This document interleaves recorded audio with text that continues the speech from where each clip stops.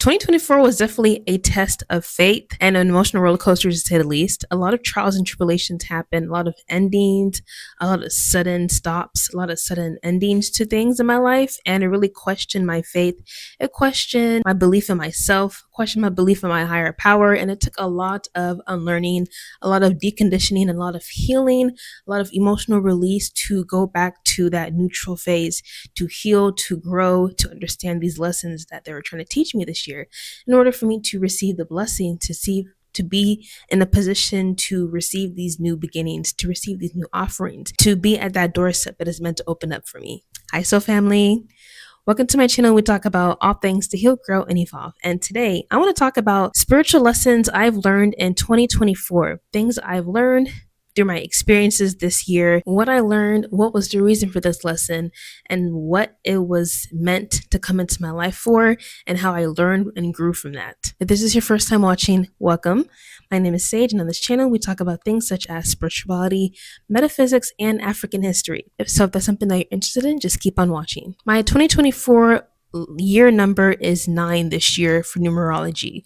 And if you're into numerology, you know the number 9. It talks about transformations, talks about endings, and a lot of things ended this year. I quit my job. I lost a lot of friends.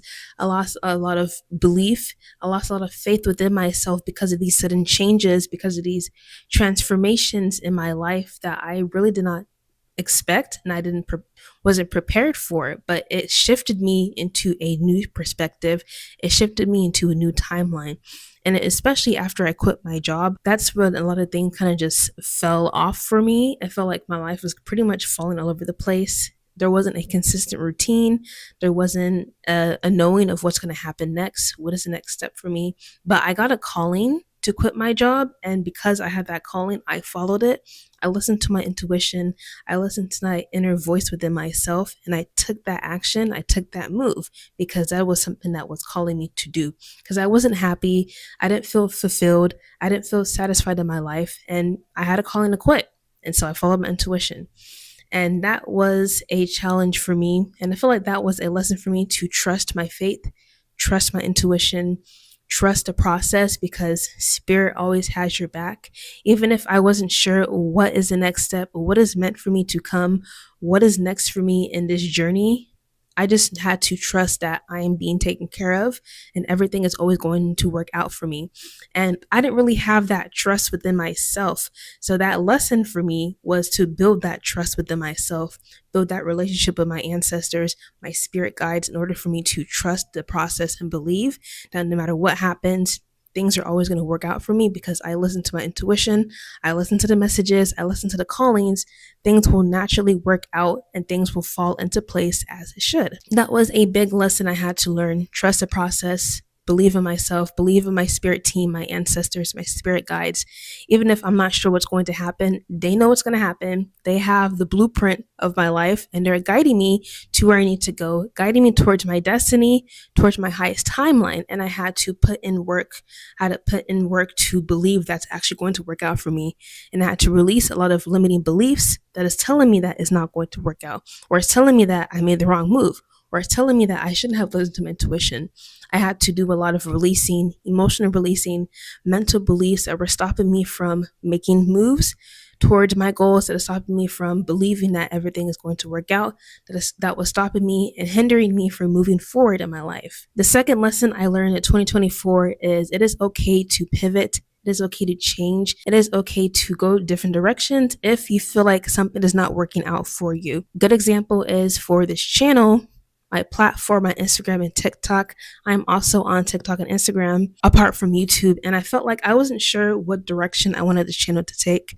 I knew I wanted to talk about spirituality. I knew that this channel is here. I created this channel that is alongside with my destiny to teach people about spirituality, to teach people about balance within themselves, to harmonize balance, to be in line with their duality.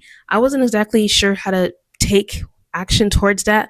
I wasn't sure what is the correct path for me to take, but in order for me to find out what is the correct path for me for this YouTube channel and just platform and just content creation in general, I just had to do it and figure that out along the way. But I was just too scared of just posting something wrong, making the wrong post, posting something that people may not like. And that was also another thing that I was worried about, how other people will see me, other people would view me, how other people will be by other people's perception of me, and being judged by that perception and that fear of what people will say about me.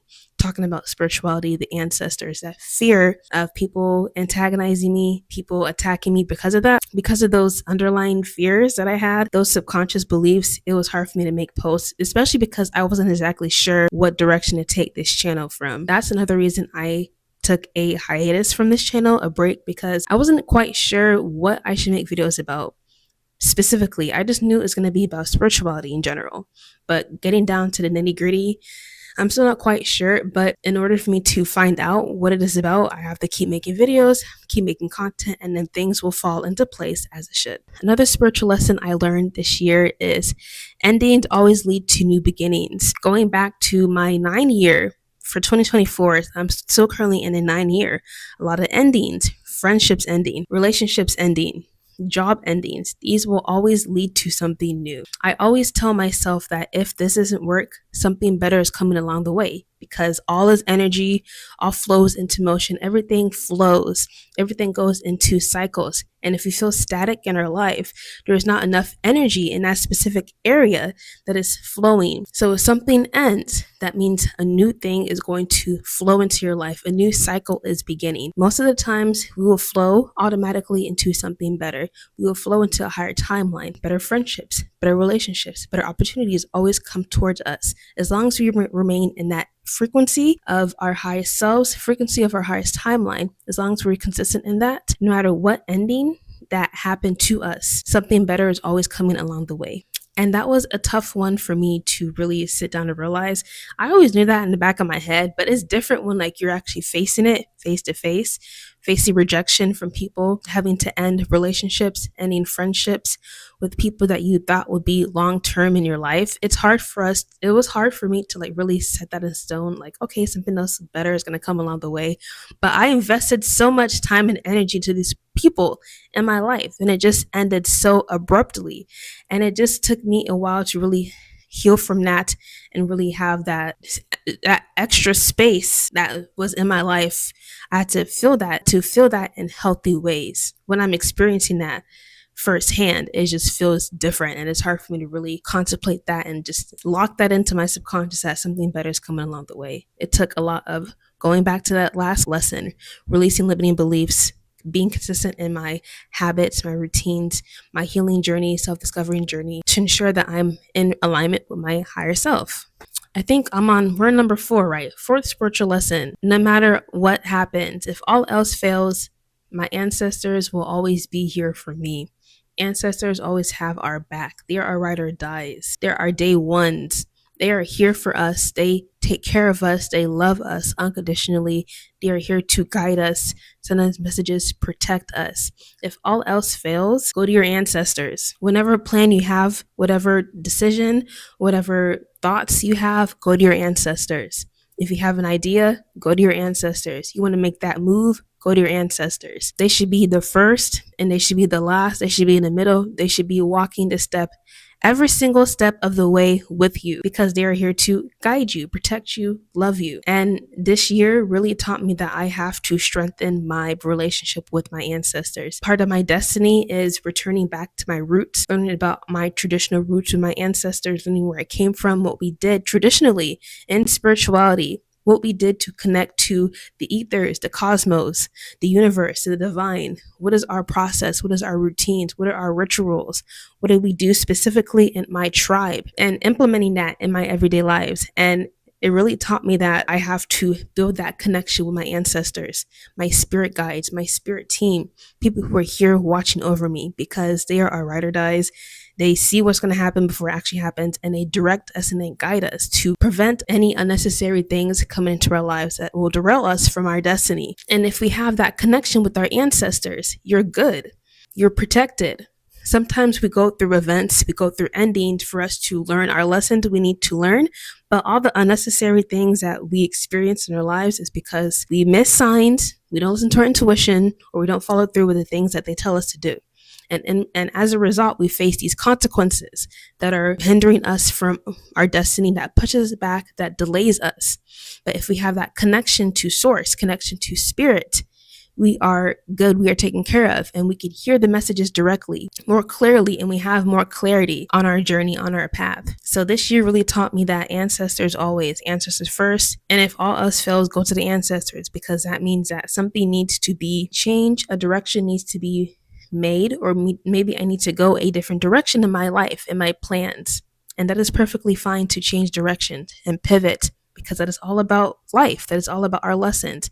That is all about experiencing what is meant for us and what is not meant for us. So we know not to go that direction. We know not to take that path, because we experience what we didn't want. So we move, we pivot a different direction energetically and follow that frequency. Number 5 lesson, spiritual lesson I learned 2024: routines are everything. Routines are everything. When I tell you that a routine will set you good, a routine will keep you in check, a routine will put you where we need to be. Routines. I don't care what type of routine it is. Morning routine, night routine, meditation routine, walk routine, journal routine. I don't care. Y'all need a routine for something that will keep us straight, that will keep us focused, that will keep us consistent in our goals, that will keep us in check. We can go back and we can look, we can have a physical tracker of our progress through our routines. Routines are needed so much. And I feel like I've been slacking a lot when it comes to keeping up with my routines.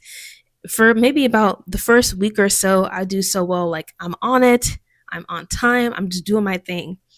I wake up early, I meditate, I journal, talk to my ancestors, do my thing, and I try to be, and that's what I did. That was my routine. But eventually, over time, I kind of slipped from that routine and eventually fell off. In order for us to keep a good, consistent routine, I think it's also important for us not to overcomplicate routines. If we do the most, we're not going to do it at all. Because we do the absolute most with it, we're not going to do it because it's too complicated, it's too complex. If maybe it's too long, if we didn't have enough time to do these routines. So in the end, we just stop doing it. So keep it as simple as possible. Even if it's just 5 minutes every morning, 5 minutes before you go to sleep, do something as simple but as effective as possible for you to stay on track with your goals. As long as you have a routine and being consistent in that, there is no way you're not going to make it. There's no way you will not see progress. There is no way that you will not see the results of your work because you're consistent. Lesson number 6, self-awareness is key. I've been talking about self-awareness on this channel. Self-awareness. How do we build self-awareness? We need to be in tune with our emotions, in tune with our minds, in tune with our reactions. Why do we react to certain words people say or certain behaviors? Why are we angry? Why do we get upset? Why do we get jealous? Why do we get happy? What triggers us? What makes us the way we are? What makes us react to certain sounds, people, things, foods? Having that self-awareness really helps us be in tune with what we are or what needs to be healed and what is helping us as well. It's not only the negative things. Having self-awareness really teaches us what is working for me in my life, what is helping me, and also what is hindering me in my routines, in my spiritual progression, in my financial, in my career. What are things that I am holding myself back? What are ways that I am holding myself back?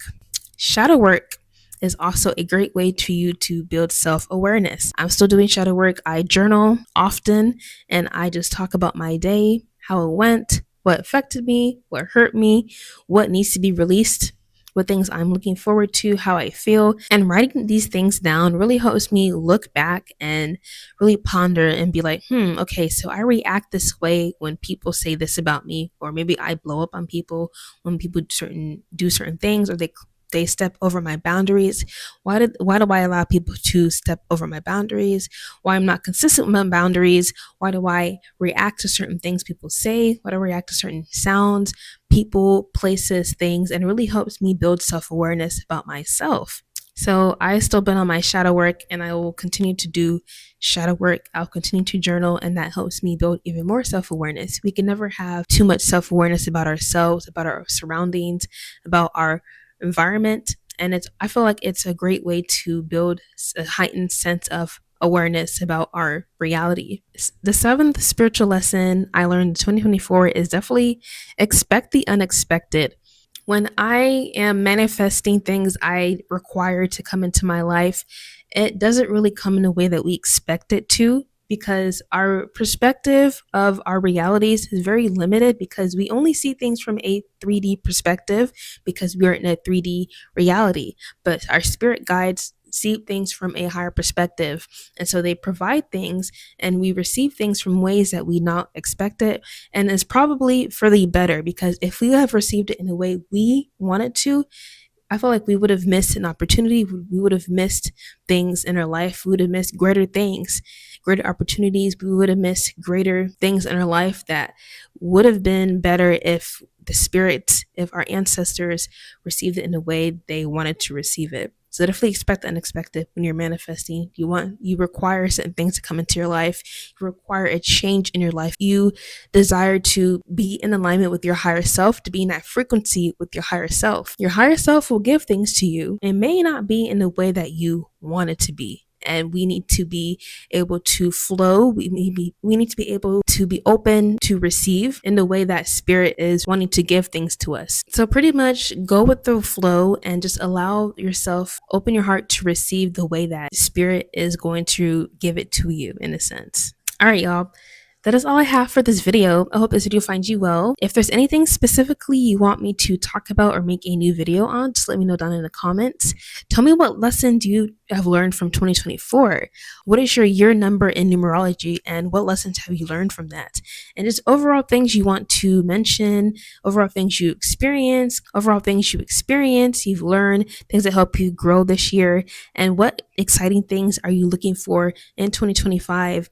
What are things that you are expecting to come to you in 2025, or what things are you looking forward to? I'm very excited for y'all to join me on this journey, or my community, with my channel, to see how we all grow and evolve together as a soul family. So anything you want to mention and down in the comments, just let me know, and I will see you on the next video. Bye, y'all.